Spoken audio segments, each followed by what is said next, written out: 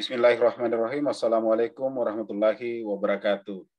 Alhamdulillah kita berjumpa kembali dalam rangkaian kuliah geologi dan kita sekarang sudah memasuki bagian bab 9 dari buku Geologi untuk Pertambangan Umum yang sudah kami tulis. Jadi di dalam kuliah ini kami harapkan sebelum mengikuti kuliah ini sudah bisa mempelajari buku ini terlebih dahulu. Dan kemudian baru kita menyimak lebih jauh penjelasan secara online seperti ini. Nah, di dalam buku Geologi untuk Pertambangan Umum ini, bab khusus yang membahas mengenai geologi pertambangan ini adalah bab 9. Jadi di sini kita fokus kepada peranan geologi di dalam industri pertambangan, khususnya dalam kegiatan eksplorasi. Nah, kita masih melanjutkan pertemuan kita yang sudah kita lakukan beberapa kali, dan kita masih pada topik seputar manajemen eksplorasi. Dan sekarang kita masuk ke bagian manajemen risiko eksplorasi. Nah, di sini mungkin pertanyaan besar yang muncul adalah kenapa mesti ada manajemen risiko di dalam kegiatan eksplorasi ini? Kenapa bukan manajemen sumber daya manusia misalnya, atau manajemen alat dan sebagainya. Nah, jadi di dalam kegiatan eksplorasi ini, manajemen risiko itu memiliki perhatian yang sangat besar karena kegiatan eksplorasi memiliki kekhususan yang sangat khas sehingga kemudian menimbulkan risiko yang sangat besar di dalam investasi. Mari kita lihat seperti apa risiko yang dimaksud itu. Nah, jadi eksplorasi itu pada dasarnya adalah suatu kegiatan yang berisiko tinggi. Risikonya ini misalnya biaya untuk investasi, untuk development, untuk kegiatan pelaksanaan eksplorasinya sendiri, bahkan sebelum development, selama kegiatan eksplorasi itu biayanya sudah relatif mahal dan cakupan kegiatannya sangat luas. Ya, cakupan kegiatannya sangat luas. Sehingga dengan pembiayaan sangat besar ini, maka tentu saja investor akan berhitung seberapa besar revenue yang mereka bisa dapatkan dari investasi itu. Karena pada dasarnya investasi berarti ada nilai harapan di situ atau expected value dari pihak investor untuk mendapatkan keuntungan. Nah, dengan pembiayaan relatif mahal ini dan cakupan kegiatan yang sangat luas ini, maka kita harus mampu menjelaskan kepada investor apa yang bisa diharapkan dari kegiatan itu sendiri. Pada sisi yang lain, ternyata bahwa probabilitas kesuksesan dari kegiatan eksplorasi ini sangat rendah. Nah, ini berhubungan tadi dengan yang pertama terkait dengan biaya relatif mahal. Biaya relatif mahal pada saat yang bersama, probabilitas kesuksesannya sangat rendah. Nah, itulah yang menyebabkan risikonya menjadi sangat tinggi. Begitu juga bahwa kegiatan eksplorasi ini memiliki rentang waktu yang sangat lama, yang relatif lama, tergantung kompleksitas bahan galiannya atau jenis bahan galiannya dan sebagainya. Jadi ada rentang waktu di kegiatan eksplorasi ini sebelum masuk kepada tahap produksi jika dianggap ekonomis untuk dilanjutkan. Ya. Nah, selama rentang waktu ini tentu saja selalu yang terjadi adalah investasi dan tidak ada revenue di situ. Dan yang terakhir bahwa ada paradoks persepsi masyarakat ini terkait kegiatan eksplorasi versus mining atau versus tambang. Jadi inilah risiko-risiko yang secara garis besar dihadapi oleh kegiatan eksplorasi itu. Nanti kita akan lihat lebih jauh lagi. Kalau kita perhatikan bahwa risiko yang pertama, biaya yang relatif mahal ini tentu saja bisa kita kategorikan sebagai risiko ekonomi. Kemudian yang kedua, probabilitas kesuksesan yang sangat rendah ini masuk dalam kategori risiko geologinya.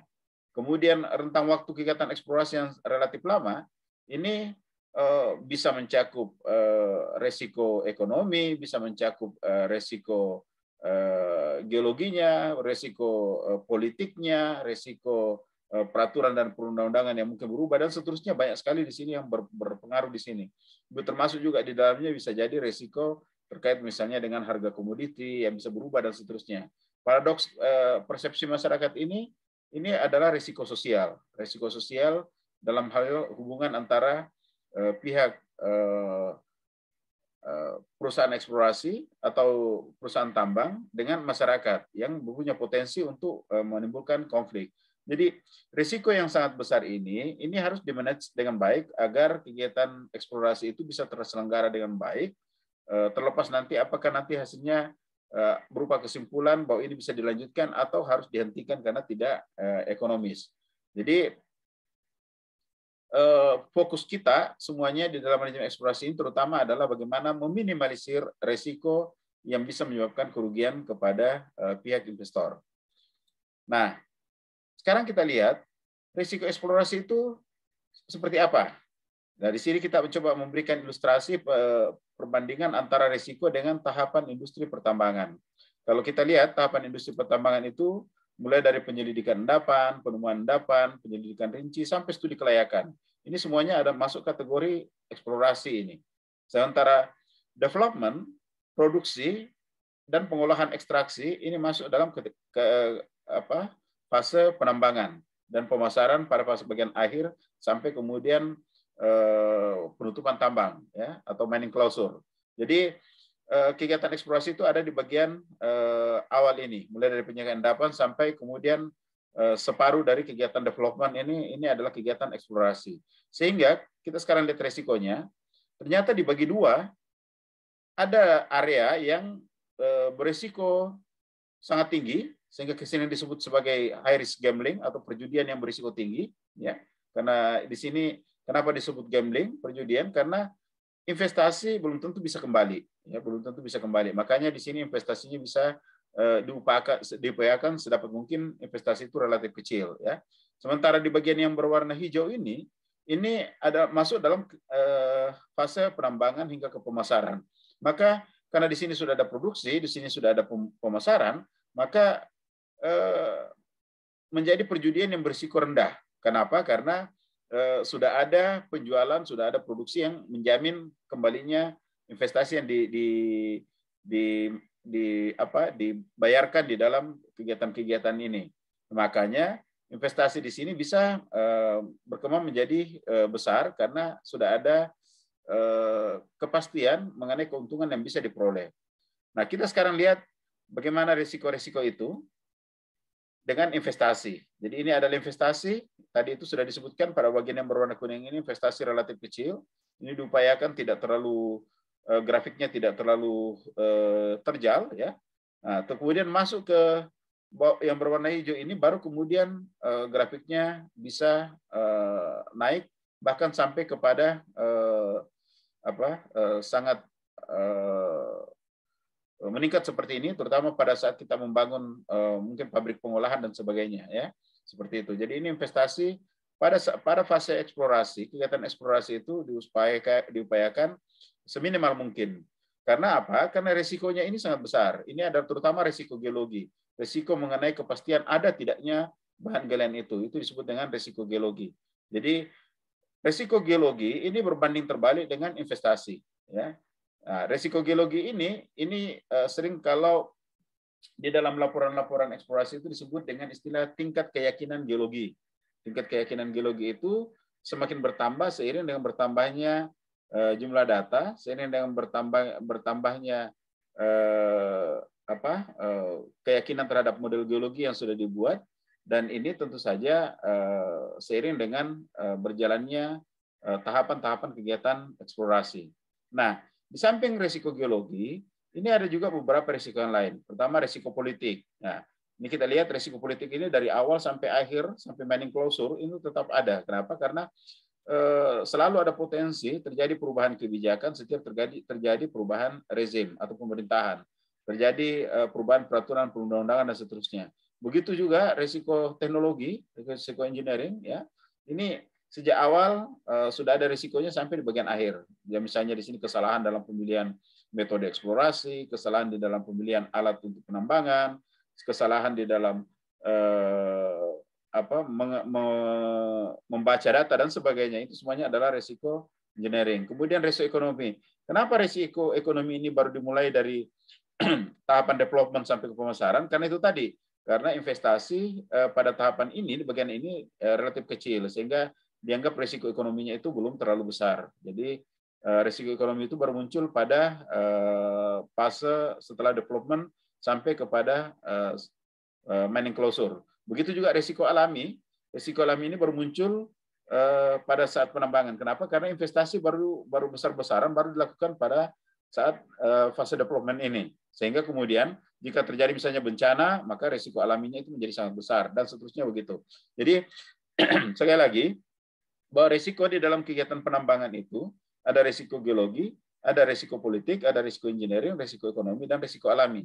Pada fase eksplorasi, karena kita selalu bicara eksplorasi pada kuliah-kuliah kita ini, maka risiko geologi memiliki peran yang paling penting dibandingkan dengan risiko-risiko yang lain.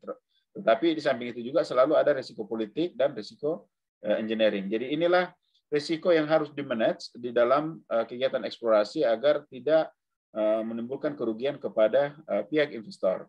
Nah, sekarang kita lihat lagi bagaimana hubungan antara produksi dengan investasi, ya, produksi dengan investasi. Kalau kita lihat di sini, yang berwarna ini adalah grafik annual cost, ya, atau investasi tahunan, ya, pembiayaan yang harus dibayarkan oleh pihak investor. Di sini di tahap awal ini seperti tadi, ini investasinya relatif kecil, kemudian semakin besar, dan kemudian menurun pada saat menjelang mining closure. Seperti ini, ya. Nah, ini grafik ini berbanding lurus dengan yang berbanding terbalik dengan produksi. Jadi kalau semakin besar produksi, maka orang juga bisa semakin besar melakukan investasi seperti ini. Jadi ini ada garis putus-putus berwarna merah. Ini dianggap adalah titik kritis apakah investasi dilanjutkan atau tidak dilanjutkan. Jika investasi dilanjutkan, maka itu akan akan berkonsekuensi bahwa harus ada investasi yang meningkat secara drastis karena adanya development, pengembangan fasilitas untuk persiapan penambangan seperti ini. Jadi sekali lagi ini kita bisa lihat dan di sini juga di produksi tahunan, kita lihat di sini ada metal unit dan ada ore unit, ya. Jadi metal unit ini maksudnya adalah produksi yang awal-awal itu, terutama karena untuk melakukan pengambilan cepat, maka biasanya belum dipikirkan untuk melakukan membuat pabrik ekstraksi misalnya, pabrik pengolahan bahan galian misalnya, tapi semuanya dijual dalam bentuk biji, ore ke luar negeri atau ke konsumen. Nah, nanti setelah dianggap pembiayaan sudah mulai normal, baru kemudian dibuat pabrik-pabrik pengolahan, dan makanya biji itu sudah bisa diubah menjadi logam seperti itu, ya. Nanti kita lihat seperti apa maksudnya itu, ya. Nah, sekarang kembali lagi kita ke risiko eksplorasi dari aspek geologi, karena sekali lagi aspek geologi ini menjadi sangat penting, sangat menjadi perhatian pada saat kita melakukan kegiatan eksplorasi, karena itulah risiko yang paling besar kemungkinannya untuk atau paling menentukan apakah itu bisa dilanjutkan atau tidak dilanjutkan. Nah, kenapa dari aspek geologi itu sangat berisiko? Pertama, karena keterdapatan endapan mineral pada kerak bumi ini bersifat tidak merata. Jadi tidak semua di tempat bahan galian itu ada. Kalau di semua tempat bahan galian itu ada, maka bahan galian itu menjadi tidak berharga. Ya. Satu bahan galian itu menjadi berharga karena keberadaannya susah dicari, kemudian jumlahnya sangat sedikit, sehingga begitu ditemukan dia memiliki nilai ekonomis. Nah, karena keterdapatannya endapan mineral ini pada kerak bumi bersifat tidak merata, maka tentu saja ini harus berasosiasi dengan kondisi geologinya. Kondisi geologinya ini menjadi sangat kompleks kalau kita sudah bicara bahan galian tertentu. Jadi ini dikontrol oleh kondisi-kondisi geologi, baik itu sifat batuan, struktur, air tanah, dan kondisi geologi yang ada di daerah sekitarnya, ya, seperti itu. Ini sifatnya sangat kompleks. Nah, kemudian yang berikutnya adalah ada ketidakpastian mengenai pengetahuan cadangan bahan tambang, baik itu jumlah, kadar atau kualitas, dimensi, bentuk, letak, dan posisi endapan. Nah, sudah endapannya sendiri itu belum tentu ada. Kalaupun ada, maka belum pasti apakah itu bisa disebut cadangan atau hanya sumber daya. Belum tentu apakah endapan itu memiliki nilai ekonomis atau tidak memiliki nilai ekonomis. Nah, kemudian yang ketiga, dari 98 unsur yang paling banyak menyusun kerak bumi, hanya 8 unsur yang jumlahnya lebih dari 1%, ya, lebih dari 1%. Selebihnya itu adalah mineral-mineral yang sangat sedikit jumlahnya. Maka itulah yang disebut sebagai bahan galian. Nah, karena jumlahnya sangat sedikit, maka tanpa adanya proses-proses geologi yang mengakumulasikan bahan-bahan tersebut, maka endapan itu tidak pernah akan ekonomis. Itulah sebabnya kalau pada pertemuan sebelumnya saya sudah menyebutkan bahwa setiap endapan mineral itu ada sumbernya, kemudian ada atau source-nya ya, kemudian ada proses transportasinya atau perpindahannya atau migrasinya, kemudian ada tempat di mana dia terkumpul, tercepat, terakumulasi sehingga kemudian disebut sebagai endapan mineral seperti itu. Nah, sekarang terkait dengan kepastian mengenai pengetahuan cadangan ini ada dan tidak ada itu sekali lagi itu masih bisa menjadi sumber kesalahan. Kenapa kesalahan bisa menjadi kesalahan? Karena misalnya ada ternyata kesalahan dalam pengumpulan data. Jadi misalnya sumber datanya tidak valid, cara pengambilannya tidak benar, pemilahan jenis data, pengolahan dan pengurusan data itu tidak benar. Data yang salah akan menggiring kepada pengambilan kesimpulan yang keliru pula. Maka ini bisa memberikan kesalahan yang sangat fatal di dalam kegiatan eksplorasi. Kemudian bisa juga ada kesalahan teknis. Misalnya alat dan teknik yang digunakan itu kurang sempurna atau pelaksana di belakang alat itu kurang cakap. Jadi alatnya mungkin sudah benar, cukup bagus, tetapi yang mengoperasionalkannya tidak cakap, ya, seperti itu ya. Kemudian representasi data, misalnya kerapatan, kepadatan, jumlah dan sebaran data, ini bukan hanya berdasarkan perhitungan statistik belaka, tapi juga harus memperhatikan aspek genetik. Nah, itu kalau misalnya di dalam perhitungan cadangan, itu nanti ada yang misalnya pendekatan geostatistik, itu berbeda dengan statistik. Geostatistik itu memperhatikan variabilitas dari data dan seterusnya. Kemudian ada kesalahan analisis, kesalahan interpretasi, ya, atau analogi yang sangat tergantung kepada jam terbang atau pada pengalaman geologisnya. Jadi ini semuanya ini akan sangat berpengaruh kepada risiko yang dari aspek geologi terhadap kegiatan eksplorasi ini. Jadi banyak faktor di sini yang sangat pengaruh. Sumber daya mineralnya mungkin ada, mungkin memiliki nilai ekonomis, tapi pada saat pengolahan data ternyata salah, sehingga kemudian memberikan kesimpulan yang berbeda. Atau sebaliknya, endapan mineral itu ternyata tidak ekonomis, tapi karena kesalahan dalam pengolahan data, kesalahan dalam interpretasi, kemudian kita mengambil kesimpulan bahwa itu memiliki nilai ekonomis sehingga kemudian memberikan kerugian kepada investor. Jadi itu berbagai risiko dari aspek geologi. Nah, begitu juga karena kompleksitas masalah geologinya, tingkat risiko geologinya sangat tinggi, itu akan berbanding lurus dengan probabilitas kesuksesan. Ya, probabilitas kesuksesan. Jadi sedikit sekali presentasi atau peluang dari suatu kegiatan eksplorasi itu yang menggiring kita sampai kepada kesimpulan bahwa itu bisa ditambang, itu layak ditambang. Misalnya contoh probability kesuksesan untuk endapan yang berukuran medium itu hanya 1%, sangat kecil. Ya, jadi ada 99% yang kemungkinan besarnya gagal. Kemudian untuk endapan yang sangat besar, very large deposit, ini hanya 0,1% peluangnya. Jadi kalau investor yang memiliki modal besar, tentu saja perhatiannya adalah kepada endapan yang sangat besar ini. Dia tidak akan bermain di endapan yang berukuran medium atau kecil ya. Nah, tetapi endapan yang sangat besar ini sangat jarang. Bahkan tingkat kesuksesannya pun hanya 0,1%. Nah, kita misalnya lihat beberapa contoh kasus ya di Kimberley, Afrika Selatan, intan. Tahun 1871 ini intan pertama kali ditemukan di Kimberley. Kemudian tahun 1872, satu tahun berikutnya, orang berlomba-lomba mengajukan klaim. Jadi setiap daerah itu dipatok, diklaim ini wilayah saya, dan seterusnya, sampai ada 3.600 klien hanya dalam waktu 1 tahun setelah intan pertama kali ditemukan. Kemudian 3 tahun berikutnya, dari 3.600 ini, ternyata hanya 98 yang masih bertahan punya prospek. Bayangkan dari 3.600 menjadi 98 3 tahun berikutnya. Kemudian tahun 89, ya, 1889 maksudnya, ini sekitar 10 tahun lebih setelah itu, ternyata dari 98 ini yang memiliki prospek, hanya 2 yang dinyatakan punya nilai ekonomi yang menguntungkan. Ini, jadi bisa dibayangkan tingkat kesuksesannya sangat rendah dari 3.600 dan berujung kepada hanya ada 2 yang bisa membuka tambang. Kasus yang lain, kita lihat porfiri tembaga, eksplorasi tembaga porfiri di Amerika. Awalnya ada 352 prospek atau 352 lokasi yang dianggap punya indikasi adanya tembaga porfiri.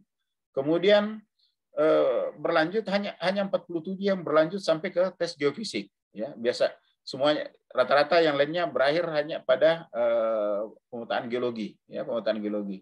Jadi tidak dilanjutkan ke geofisik. Hanya 47 yang berlanjut. Kemudian hanya 23 yang melanjutkan pada kegiatan pengoboran, ya. Dari hasil tes geofisik ini ternyata hanya 23 yang ayo kita lanjutkan untuk pengoboran. Kenapa pengoboran? Karena pengoboran ini mahal. Jadi memutuskan untuk melakukan pengoboran itu harus ada tingkat keyakinannya yang cukup tinggi untuk bisa dilanjutkan dengan pengoboran. Dan terakhir, ternyata dari 23 ini hanya ada 2 yang memiliki nilai ekonomi, endapan yang memiliki ekonomi. Kasus yang lain, misalnya Bear Creek Mining, ya, ini dari awal 1.649 prospek, kemudian hanya 60 yang dilanjutkan dengan pengoboran, kemudian hanya 15 yang menemukan bahan galian yang dicari, dan kemudian hanya 5 yang memiliki nilai ekonomi, ya, ekonomis, ya. Jadi kesuksesannya hanya 0,3%. Kemudian nah, itu tadi. Nah, sekarang bagaimana risiko eksplorasi itu dalam petanya dengan waktu. Nah, kita lihat di sini bahwa setiap tahapan mulai dari eksplorasi itu bisa memakan waktu 1 sampai 5 tahun tergantung kepada jenis endapannya yang dicari, kemudian tingkat kompleksitasnya. Semakin kompleks dia, maka butuh waktu semakin lama, butuh data yang semakin banyak, ya. Studi kelayakan juga bisa 1 sampai 5 tahun, ya. Lagi-lagi yang berpengaruh itu adalah kompleksitas endapan mineralnya. Kemudian penambangan ini proses development ini 1 sampai 3 tahun, kemudian miningnya sendiri sampai kepada pemasaran itu bisa 5 sampai 40 tahun. Nah, jadi di sini kalau diakumulasikan, kalau misalnya diakumulasi maksimalkan, jarak antara investasi untuk kegiatan eksplorasi sampai penambangan itu bisa sampai 13 tahun atau ya mungkin paling tidak 2 atau 3 tahun, ya. Itu kalau misalnya yang perusahaan-perusahaan yang investasi yang kecil, 2 sampai 3 tahun itu sudah cukup untuk memberikan dampak terhadap keuangan perusahaan yang sangat besar, ya. Jadi waktu di sini tidak berpihak kepada kegiatan eksplorasi, ya. Kemudian ada paradoks persepsi dari masyarakat. Jadi masyarakat kadang-kadang tidak bisa membedakan antara pertambangan dengan eksplorasi. Buat mereka, eksplorasi itu adalah tambang. Jadi padahal kita kalau melakukan kegiatan eksplorasi itu baru mencari barang itu belum tentu ada, seperti itu, ya. Nah, masyarakat begitu kita masuk, ini langsung ada di pikiran mereka, ini orang bawa uang nih. Jadi begitu sudah makanya ini yang saya selalu sebutkan bahwa kegiatan eksplorasi itu syarat dengan konflik.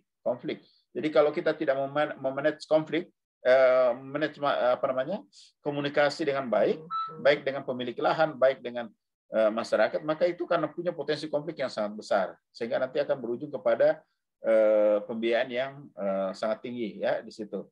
Nah, jadi karena masyarakat tidak memahami bahwa eksplorasi itu berbeda dengan tambang, itu tadi kita baru masuk sudah muncul berbagai misalnya organisasi masyarakat minta sumbangan dan sebagainya, itu perlu ada tim khusus untuk memanage itu. Jadi masalah-masalah ini sering menimbulkan harapan-harapan yang tidak realistis karena terbatasnya pengetahuan masyarakat mengenai eksplorasi.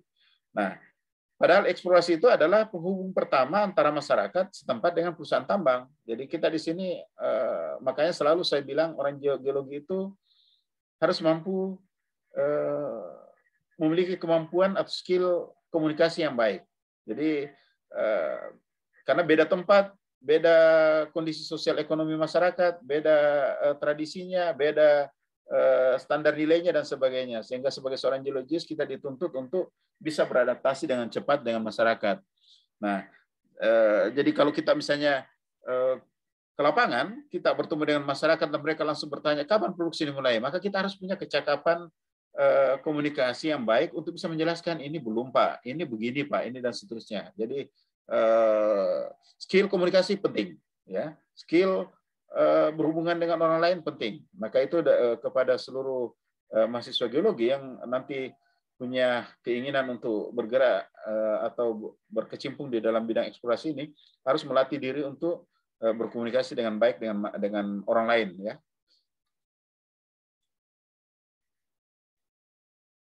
Nah, bagaimana kita memanage resiko di dalam kegiatan eksplorasi ini? Jadi ini sudah tipsnya, ya, tipsnya karena tadi itu kita bicara risikonya semua. Sekarang bagaimana kita memanage risiko eksplorasi itu? Maka yang pertama tentu saja adalah meminimalisir biaya. Bagaimana caranya meminimalisir biaya adalah maka kita jangan begitu didapat tugas untuk melakukan eksplorasi di suatu tempat langsung ayo kita berangkat ke lapangan, ayo kita bawa orang dan sebagainya. Tetapi terlebih dahulu lakukan yang disebut dengan desk exploration. Pelajari eksplorasi terdahulu yang ada di situ. Atau kalau tidak ada di situ, maka yang ada di sekitar situ. Atau yang ada kondisi geologinya sejenis. Itu disebut dengan analog geologi, ya, kondisi geologi analognya. Jadi kita pelajari eksplorasi terdahulu.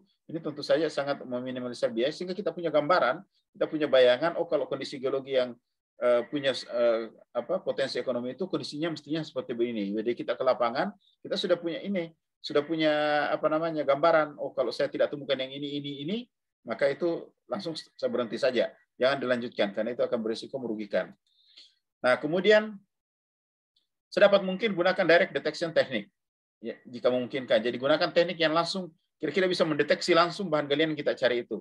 Jadi jangan sampai misalnya kita mencari air.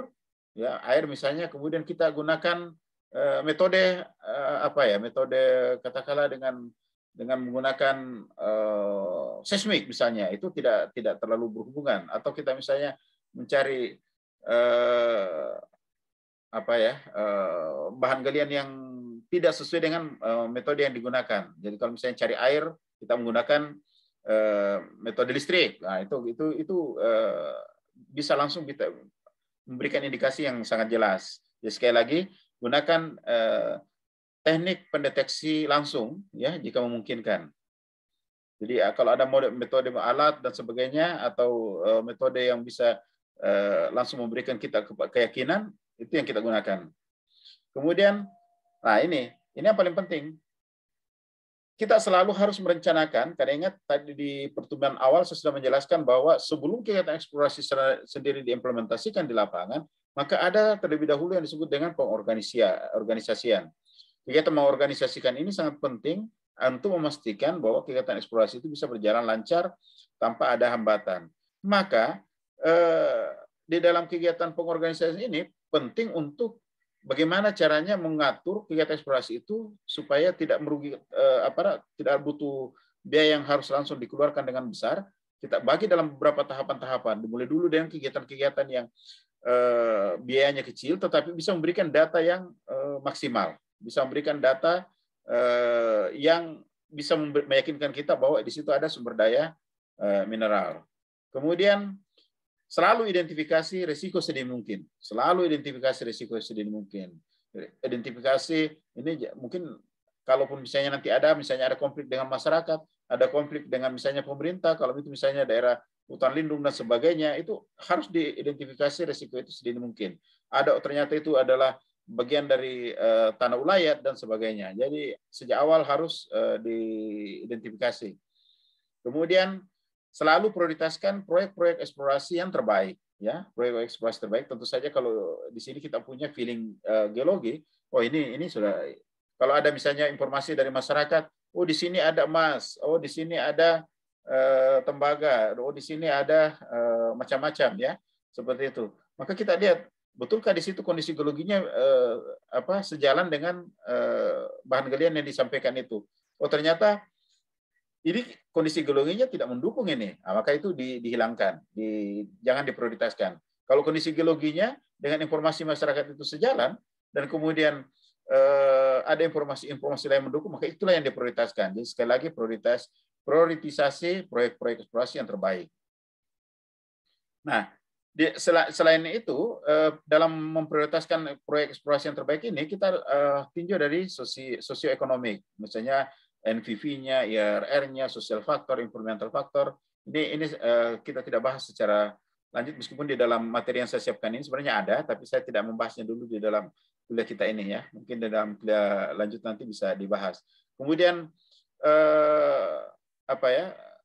kita juga selalu memperhitungkan probabilitas kesuksesannya dari kondisi tadi sudah saya jelaskan, kesesuaian antara bahan galian dengan kondisi geologinya, baik itu regional maupun lokal ya. Jadi sini ada geological setting dan analogis, kemudian ada sejarah eksplorasinya, dan kemudian apakah ada metode-metode baru atau konsep-konsep baru yang bisa diterapkan di dalam kegiatan eksplorasi itu. Kemudian kita juga harus mempertimbangkan waktu dan biaya untuk membuat definitive test. Misalnya jangan sampai kita tertunda nanti karena masalah perizinan, kemudian ternyata kita tidak memiliki alat untuk melakukan melakukan definitive test dan seterusnya seperti itu. Jadi ini semuanya menjadi pertimbangan di dalam melakukan memprioritaskan satu proyek eksplorasi. Kemudian melaksanakan kegiatan dalam beberapa tahapan ini juga ini sudah saya jelaskan pada pertemuan 2 minggu yang lalu, bahwa itu di dalam pengorganisasian itu kita melakukan manajemen pengembangan mineral mulai dari perencanaan eksplorasi, kemudian organisasi dan staffing, kemudian implementasi dan monitoring. Kemudian ada evaluasi sumber daya mineral. Jadi setiap tahapan itu kita sudah punya estimasi ya, estimasi meskipun estimasinya itu masih tereka, terunjuk, terukur ya, sampai kemudian nanti dia berubah menjadi cadangan ya, seperti itu. Kemudian ada manajemen sumber daya mineral baik dari metode penambangan, pengolahan bahan galian, ekstraksi, metalurgi. Ini nanti sudah masuk kepada tahap feasibility study atau studi kelayakan. Dan terakhir adalah kesesuaian antara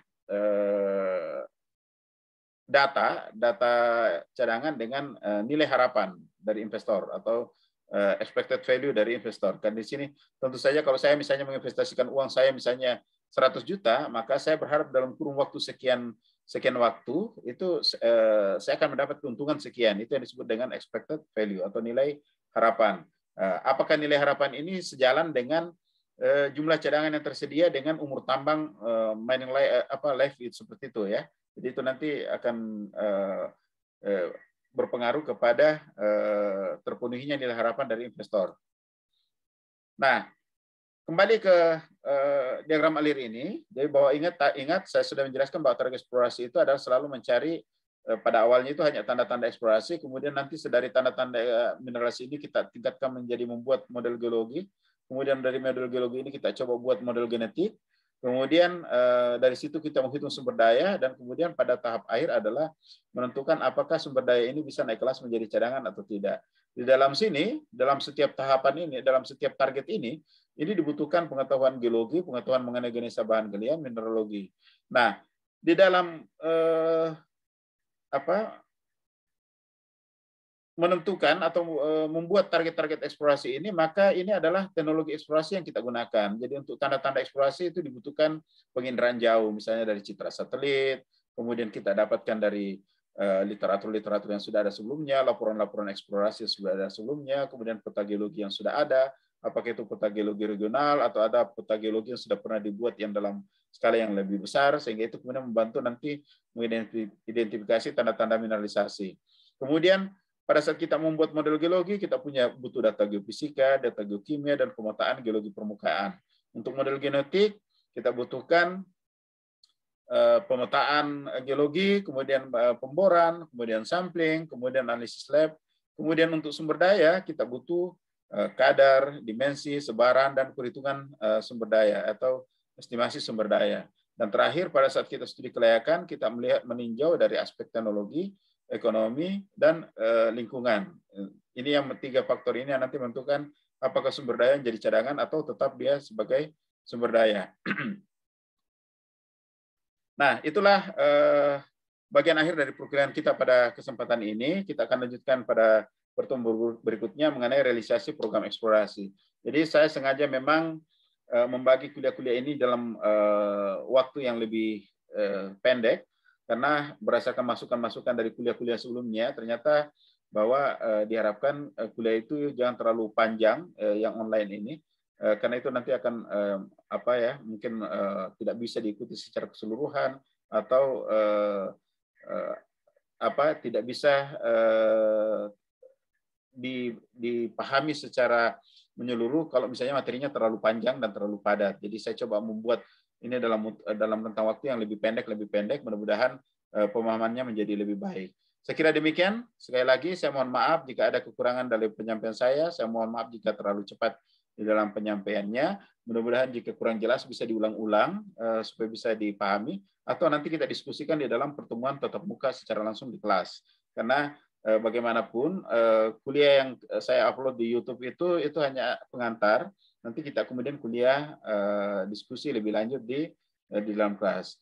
Nah, di dalam kelas ini adik-adik bisa mengoreksi apa yang saya sampaikan. Mungkin ada yang sudah tidak sesuai dengan perkembangan teknologi, tidak sesuai dengan literatur-literatur lain, bisa dikoreksi dan kemudian nanti saya bisa jadikan bahan untuk memperbaiki.